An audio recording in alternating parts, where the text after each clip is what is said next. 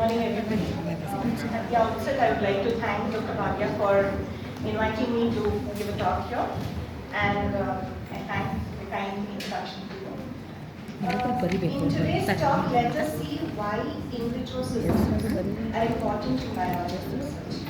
Are in vitro systems important in biological research? And if so, what role do they play?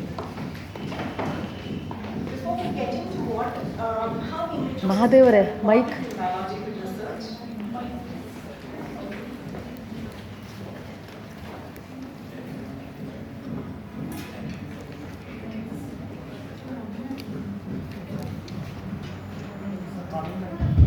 you're able to hear me, right? Yes. Thank you. Well, so what is an in vitro system? So the word in vitro means in glass.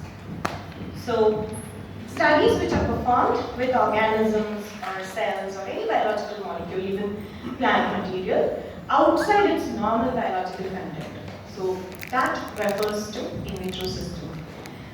It is possible to have in vitro studies, like we can grow the cells, remove the cells or tissue from animal, and or whole animal or animal tissue you can have cells, and we can grow them if provided we supply all the nutrients that is required for survival of the cells. So in vitro system involves studying cells or tissues in artificial environment, not in its natural environment. If we look at the brief history of when in vitro systems started, studies on in vitro systems started, it was by pathologist Leo Loeb. He took fragments of skin from the embryos of guinea pigs and he placed them in agar. Along with that, he provided some coagulated serum. So this chunk of tissue, one chunk of tissue, with agar and the coagulated serum, he inserted back into adult guinea pigs. And surprisingly, what he saw is, he could see a few cells which started coming out, it was wandering, and also he could see a mitosis of the epithelial cells, which means to say, the graft, whatever he put in, which was removed and kept out, but it could survive outside and when placed inside, it could divide. So the concept that cells could be taken out and then put back, those cells can still survive was what we understood at that point of time. Subsequently, it was Ross Harrison who discovered the way, a way to grow the cell outside the body. He used a hanging drop method to, he took the lymph node explant from embryos and then he put it on a glass slide which had a depression with a drop of nutrient medium, and put a cover slip, and he saw that the cells could grow there. So this was at that point of time, something like this was of curiosity. But subsequently, tissue culture is named as one of the medicine's 10 greatest discoveries. Is it really so? That's what we are going to see. How is it one of the 10 greatest discoveries of medicine? Subsequently, it was surgeon Alice Carroll who, along with his team, who laid the main principles of culturing tissues in artificial media. They actually solved 3 major problems that were faced during Harrison and subsequently whoever tried. The problems were, first is culture vessels. See, Harrison tried on a glass slide with a hanging drop method, so you cannot have more cells growing there. So subsequently, cell culture, varied forms of cell culture dishes were brought into picture. Here you can see petri dish, glass, and in suspension or adherent cultures, etc. And also the growing media. Each type of cells requires specific nutrient media. So the nutrient media for neurons is different from the nutrient media for glia, which are from the same tissue. I will be taking the examples of neurons and glia in my entire talk. That's because I'm working on neuroscience and the ease with which I can explain it to you. So the major problem was with the growing medium also. So they discovered some basic media which has macro and micronutrients and They also used serum, fetal bovine serum or fetal calf serum, which could provide many supplements that would facilitate survival of the cells outside its natural environment. And also the major problem in cell culture that we face even today is death of culture tissue simply because of the contamination issues. The contamination could be because of bacteria, because of virus, or because of mycoplasma. Contamination because of bacteria can show us, the culture medium becomes turbid. The media will not be clear, it becomes turbid. So you can make out that there is some microbial contamination, and because bacterial could be bacterial and you can discard it. Unless it is very critical that we don't have the backup of the cells, such as stem cells or patient-derived stem cells where you don't have backup. Normally what we do is, if there is contamination, we discard it with heavy-heartedness, discard it, fumigate the lab, and then start the cultures again. But viral contaminations and mycoplasmal contaminations, mycoplasma is very minute, which is not visible even under the microscope. So for these contaminations, mycoplasmal contamination, we have to get the mycoplasmal RNA checked, or we have to do RT-PCR for mycoplasmal RNA and then check for it. So it is not very easy to grow cultures outside the dish because you are providing quite a highly nutritious media and supplements. So it can attract other microbes also. How do you avoid this? Sterilization and keeping the culture lab sterile is very, very, very critical. So we have laminar airflow units, or where you work. So you have airflow either vertical or horizontal, and it passes through HEPA filter. So that will be a sterile environment, and we use flame so that around the working area there is no contamination, the bacteria also, and also the cultures are always placed in an incubator. So where again the entire culture room should be very sterile. In addition to it, what these people introduced is, to avoid the death of culture tissue, they added antibiotics, penicillin and streptomycin. So at a concentration which does not affect the growth of our cells of interest, but will reduce the contamination by other microbes. So these were the three important concepts which were introduced by these scientists. When after that, cell culture or in vitro system took up into a larger scale, and we have applications, plethora of applications. In fact, if you see, in monoclonal antibody production, vaccine production, protein expression and purification, recombinant protein production, simply such as insulin being produced, human insulin being produced in a bacteria. So in a large scale. So all these genetic engineering, etc.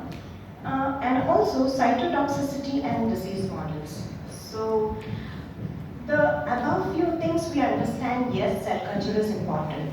But when it comes to cytotoxicity testing and disease models, I think in yesterday's talk by Dr. Bhagia and others, you have seen that there are several animal models of many diseases. When you have animal models, why do we need in vitro systems?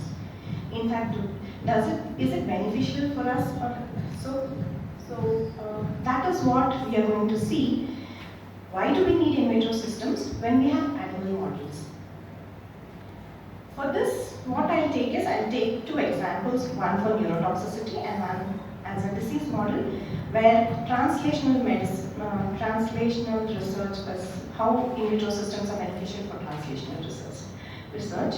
So to begin with, I think they are all very famous personalities, but there is one common factor in them.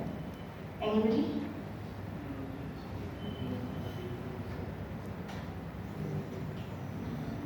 Okay, all of them suffer from one common disease. Oh, yes, neuro. Parkinson's disease. Oh, So, okay. all of them suffer from Parkinson's disease. We'll see how in vitro systems are beneficial to understand the disease mechanisms of specifically Parkinson's disease when it comes to neurotoxicity. So Parkinson's, what is Parkinson's disease? It's a chronic progressive neurodegenerative disorder. Specifically, it affects knee movement, so it's a movement disorder. and it is associated with age, adult onset neurodegenerative disorder. The prevalence is low. It is 1% in people above 65 years and 5% in people above 8 years. When we look at the percentage, it appears to be less, but in our Indian population, the number is pretty high. It is more prevalent in males, and what we see here is majorly the dopaminergic neurons in an area called substantia nigra in the brain is degenerated. What we need to remember is there are neurons which express dopamine. So the dopaminergic neurotransmitter dopamine, so the dopaminergic neurons are dying in this disorder. So here in normal you can see this area, but here it is absent. So the neurons there are degenerating or dying. One of the neurotoxin which induces Parkinson's disease, or we have several animal models based on this particular toxin with which PD animal models have been developed. So it is called MBTP. How MBTP? It's a neurotoxin. MBTP can cross the blood-brain barrier and it enters in. Once it enters in, there are the supporting cells for the neurons which are called the glial cells. The glial cells take up MBTP, they convert it into MBP plus. This MBP plus is taken up by specific neurons which express dopamine because it enters via the dopamine transporter. So only those neurons which can have the dopamine transporter are affected, and that is how the dopaminergic neurons in substantia nigra area are degenerated. Not only MBTP, there are various other neurotoxins which can induce Parkinson's disease, including manganese. So what are neurotoxins? Neurotoxins are the compounds which damage the central nervous system. Neurotoxins, the toxins which affect the central nervous system. So there could be endogenous neurotoxins also, when the levels of nitric oxide or glutamate or even dopamine, when the levels are very high, higher than abnormally high, then even then they can cause degeneration.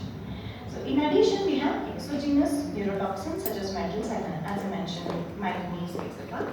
Pesticides, rotenone and paraquat, even ethanol and snake venom neurotoxins also are available.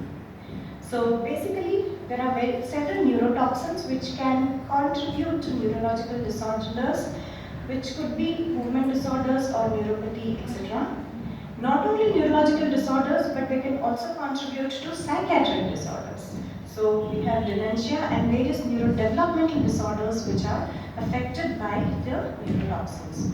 So basically, but what we need to remember here is not all of them are of genetic origin. Not all the patients, we do have Parkinson's disease patients who have some gene mutations, but the percentage of these patients are very less.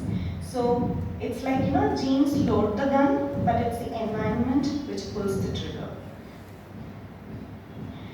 So studying the action of neurotoxins helps us in understanding the neurological or the psychiatric diseases.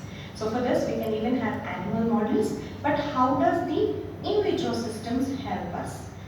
So we have several cell culture models to understand them, animal models, lower animals such as Drosophila, C. elegans, zebrafish, etc.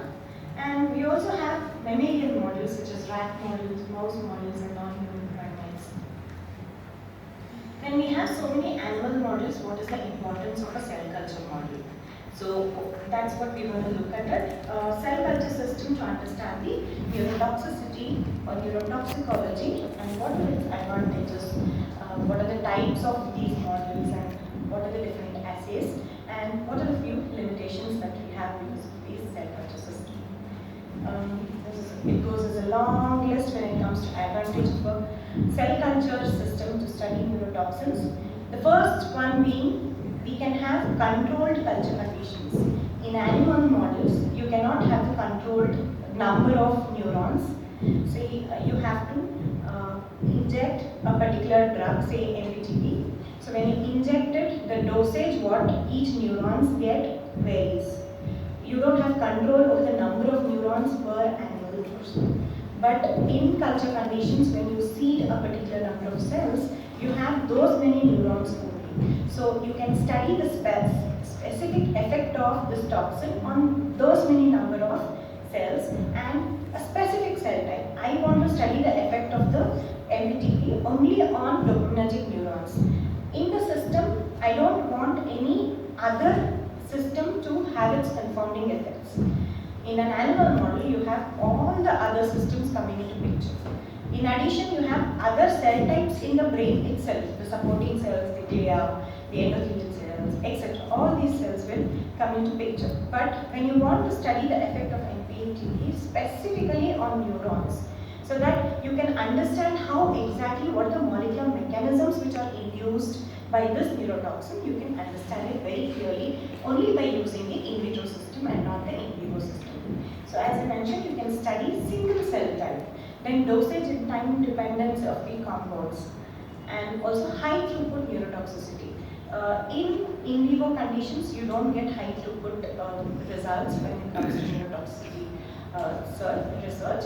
But animal and cell culture systems will give you high throughput neurotoxicity or neuroproduction study assays. Most importantly, it reduces the use of animals. So somewhere the ethical issues are reduced. And these cells can be preserved for longer duration of time. So specifically the cell lines, I'll come to it later. We can preserve it for several number of years and revive them and again culture them. So again, because of that, we can reduce the use of animals.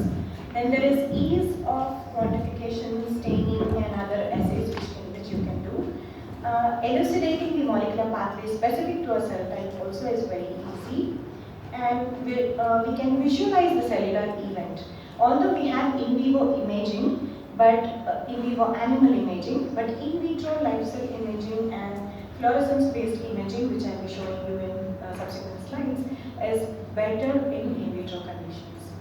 So primary cells can be transformed to, we can have primary cells, that is primary cells are the cells directly taken from animal tissue and grown in tissues.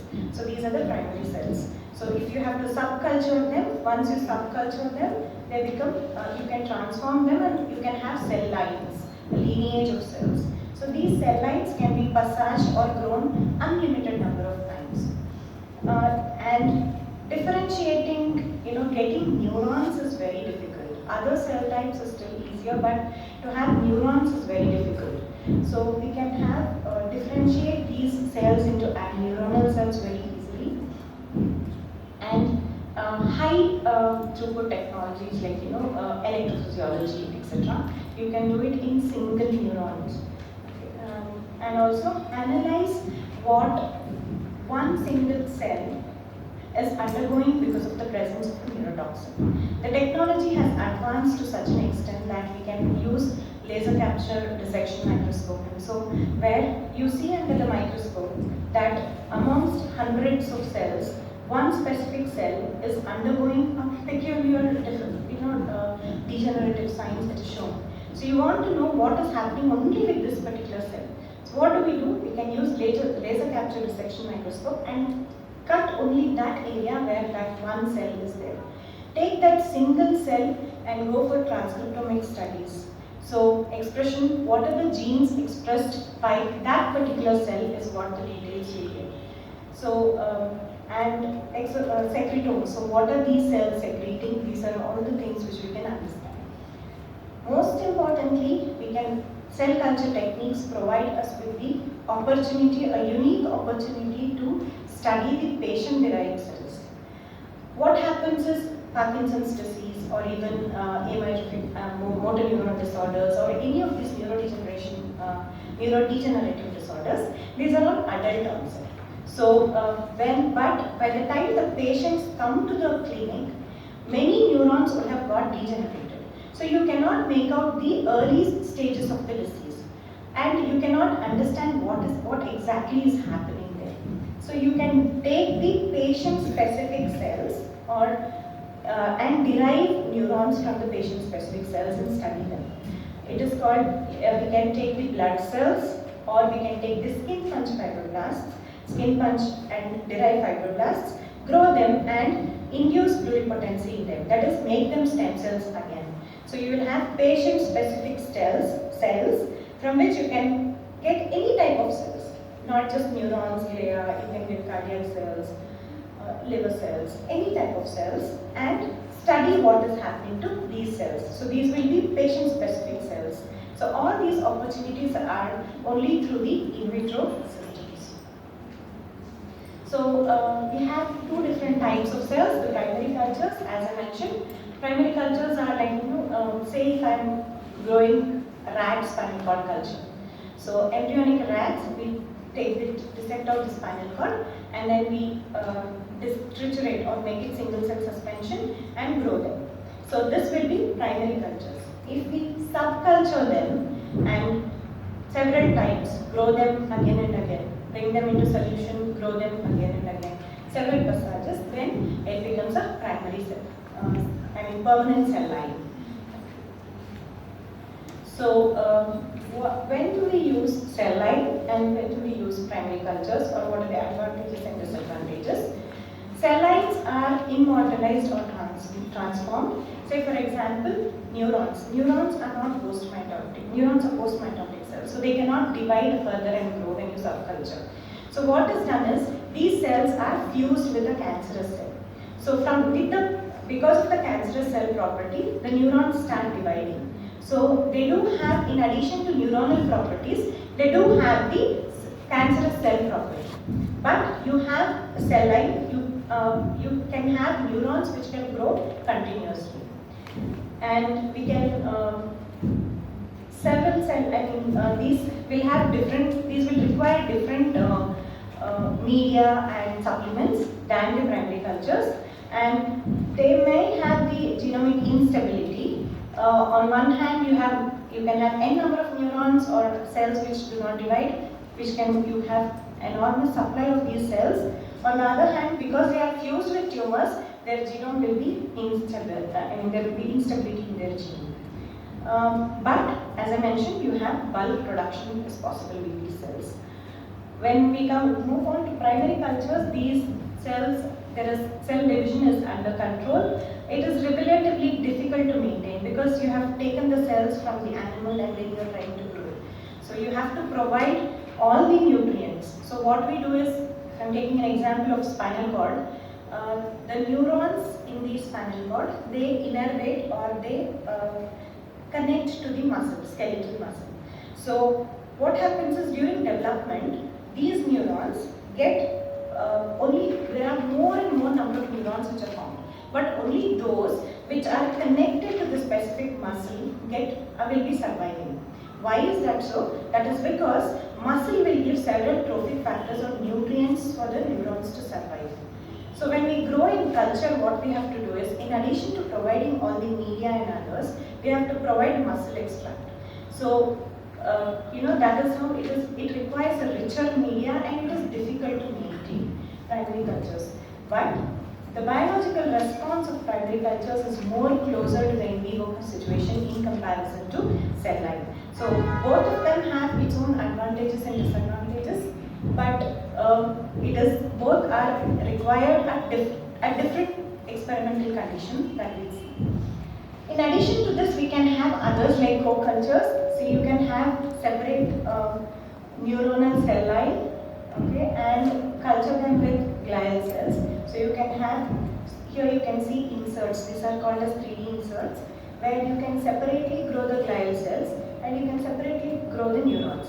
So, and then co-culture them together. So you can first see the effect of MPTP on neurons, see the effect of MPTP on glial cells, then put them together and see how both of them interact together. We can also have something called as hybrids. So here you can have normal neuron-like cells from which mitochondrial DNA will be removed. And take the patient's cells, insert the patient mitochondria into these cells in which the mitochondrial DNA is removed. So ideally you will have patient's mitochondria. Echoing. Mahadev. No, fine. Now it's fine. So these will have a cytoplasmic hybrid. Patient's mitochondrial DNA will be there with normal nuclear DNA. So these hybrids will give several information about how the patient's mitochondria is affected and how that is contributing to the disease. This is another form of cell culture. Next is about stem cells. We have several types of stem cells like human embryonic stem cells and adult stem cells, etc. But these are the cells which can give rise to other cell types. So when you grow them, human embryonic stem cells, when you grow them and provide the differentiation factors. So these are the factors, basically whatever is expressed during development. So what we have understood through developmental studies, one specific cell type during its embryonic stage, when it takes a different lineage, say ectodermal lineage, endodermal lineage, or mesodermal lineage, what happens? What are the factors which are expressed? So those factors are provided to the stem cells. I want neurons. So first I have to drive it to ectoderm, because via ectoderm only neurons are formed. So once we provide ectodermal lineage differentiation factors, they get into ectoderm. They become ectoderms. Then you provide differentiation factors for them to become neurons. Like that, you have stem cells, and as I mentioned earlier, you can have patient-derived, specifically patient-derived stem cells, that is iPSCs. So we have several cell lines to study neurotoxicology, which are of rat origin, and it could be of mouse brain origin, or it could be specifically dopaminergic neuronal cell line, or even of human origin. So several cell lines are available a few are available even freely. It's from Pune, the National Center for NCCS, Cellular Sciences, or even you can purchase it from several commercially available A2CC, etc. are few of those companies where you can purchase the cells too. So how to test neurotoxins and their cellular action using cell culture? Grow the cells in culture, expose them to neurotoxins, and do some assays to see what exactly does the neurotoxin do. In the first place, whether neurotoxin affects the survival of the cell. So one such example is to see where one of it is called as a biochemical assay. It's called MGT assay. So where you will see when you add manganese or say MVP plus to the neuronal cells, you can see there is significant reduction in the number of surviving cells or the viable cells. So that means to say, first of all, these at varying concentrations, these toxins or neurotoxins are killing the cells. Then another type of assay is to see the LDH release. LDH is lactate dehydrogenase. Basically, what happens is we have two kinds of cell death, apoptosis and necrosis. Whenever it is apoptosis, you see that there is apoptotic body formation and etc. But necrotic cell death, it is release bursting out of the cells and it is releasing all its cellular contents into the exterior. So LDH release, whenever there is an increase in LDH release, it indicates that there is necrotic cell death, because LDH is one amongst the enzyme which is released into the surrounding medium. So in vitro conditions, you can take the surrounding medium or the growth medium and do this assay. Similarly, we have other FACS assays also, that is fluorescence activated cell sorter. So where you can use specific dyes for live cell or specific dyes for apoptotic cells and find out how many cells are alive, how many cells are dead. We can also see morphologically what is happening to a single neuron. So we can have several staining techniques. You can have fluorescently labeled methods and using specific antibody against a specific protein, so that you can see what is happening to this protein expression, whether the protein expression is increased or decreased in response to a neurotoxin.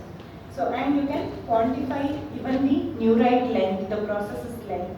We can also take it to electron microscopy and see what is happening to its ultrastructure in response to neurotoxin. Not only that, we can also do electrophysiological studies where you grow the cultures in the dish, and then we can do multi-electrode array where from several number of neurons you can study the action potential and then see how the neurotoxin is affecting these electrophysiological properties of these neurons.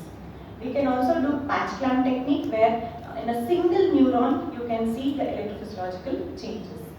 And also live cell imaging, where you can add dyes against specific cellular structures, say for example organelle, mitochondria. So you can use a dye against mitochondria, add it to the cultures and do live cell imaging. So here what is seen is under normal condition, when they have added mitochondrial dye, the cells are showing green fluorescence. But when the cells are, when mitochondria is degenerating, mitochondria is affected, what happens is the dye becomes clumped and it fluoresces in a different range. So here you can see red. So the redness, more and more of redness means the mitochondria are significantly affected, or the mitochondria are no more functional in these cells. So these are the few tests by which, and also to study apoptotic mechanisms, we can do Western blotting techniques, RT-PCR techniques, etc., and measure the proteins which are upregulated during apoptosis, such as caspase and other things. And as I mentioned earlier, we can take it even to the transcriptomics level to see. First, you are going to see what happens when you add neurotoxic compounds, whether the cells are dying or they are not affected. If they are affected, see cellular mechanisms which are affected, or if it is neurons, see electrophysiological properties, ultrastructural changes. Once you confirm that yes, all these things are happening, then you want to know molecular mechanisms. What are the pathways which are affected when you add the neurotoxin? How are these pathways either upregulating the gene's expression or downregulating? So we can do transcriptomics and see that there will be so many genes which are upregulated or downregulated, and then link it to the pathways and find out which are the pathways which are affected. Why do we have to do this? We can target therapeutic interventions against these pathways, either by pharmacological methods or even other methods. Then not only at gene level, gene expression, even the post-translational modifications. Once the proteins are formed, after that the post-translational modifications also, such as methylomics, that is whatever the methyl compounds which are methylation is affected or what. In control how it is, in the treated samples how it is, all these things can be studied. So this is a brief overview that how neurotoxicity can be studied using in vitro cultures. In vitro cultures do have several limitations. As I mentioned, it is very critical to maintain sterile condition. If there is no sterile condition is not maintained, then if there are mild contamination also, whatever